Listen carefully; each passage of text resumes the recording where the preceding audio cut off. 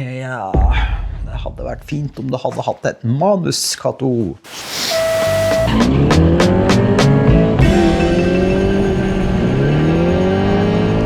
Hei, halloisen. Først og fremst, velkommen til den nye YouTube-kanalen vår. Jeg heter Kato, og var en av de som var med å starte Cash Abuse Motorsport for mange år siden. Tenkte vi skulle prøve å dra i gang litt mer på denne fronten her igjen. Mange vet kanskje jeg drev med drifting profesjonelt, kjørte i pro-klassa for mange herrens år siden, og tok meg en temmelig lang pause. Drev med FPV-droner god stund i mellomtiden. Utenom det så har vi siklet litt på dra i gang, som jeg snakket om, og la meg vise dere en ting som ikke mange har sett på, hva blir det nå? 7-8 år, tenker jeg. Og vi snakker om den her. Tada!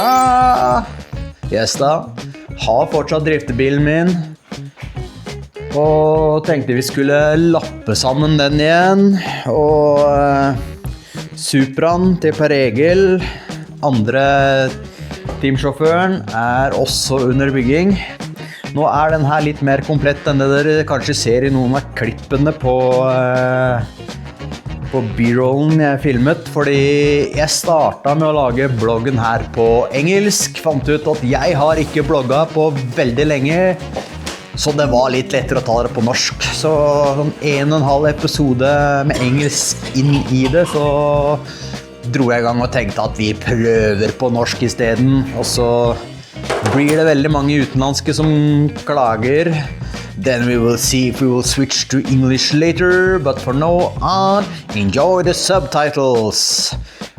Hvis jeg klarer å finne ut hvordan jeg legger på de da. Uansett, for de som ikke husker eller ikke har sett den bilen her, så det her en Nissan Silvia, Norge kjent som 200 SX, med en LS-swap, en LS3, som var splunka ny i 2010. Kjøpte den rett fra fabrikken via Minges i Norge. De som ikke kjenner Minges veldig fine og kurante å ha med å gjøre når det kommer til V8-er og amerikanere generelt. Så de som driver med det kan være lurt å kontakte de hvis de trenger noe. Nå ikke jeg sponset av de lenger, men uansett veldig greie folk å ha med å gjøre sånn. Utenom det så det fullt Wisefab, ja, det var en pro-bil i sin tid. Tror den begynner å bli ganske utdatert, men den burde vel funke ganske bra som en ha-det-gøy-bil.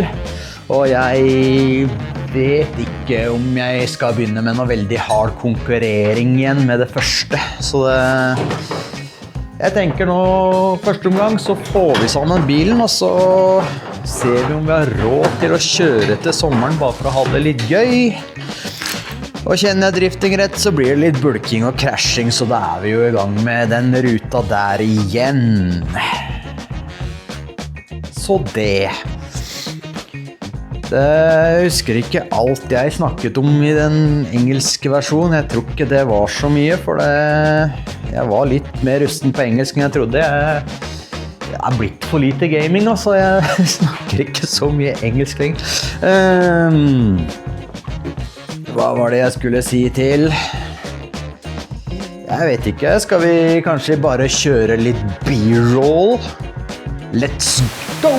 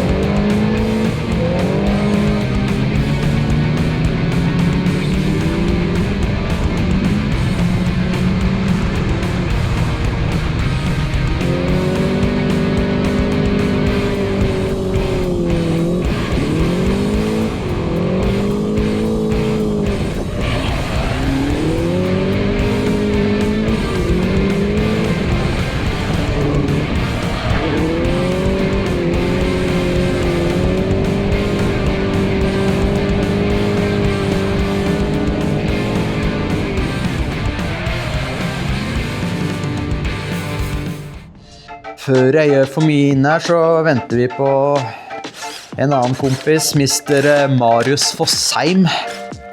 Tror jeg hadde en plan sammen med å få alusveisa litt nytt kjølesystem. Det er bakmontert radiator i den bilen her, det var det før også, men jeg er litt gira på å få på noen nye fittings og litt sånn som er i AN fittings. Jeg vet ikke, det ser det, men nedi her så ligger det nye slanger og skal ha litt AN fittings og sånn liggende ganske klart. Tror jeg må kjøpe en ny ekstern vannpumpe. Ellers så håper jeg på å ha ganske komplett vannsystem, men jeg trenger som sagt litt alusveising og fabrication. Så da var altså planen mot Marius Fossheim fra Fossheim Garage. Plug-in, check it out. Skulle prøve å ordne det. Ellers, jeg vet ikke om det er så mye å si om bilen sånn han står nå. Sånn som det står akkurat per nå.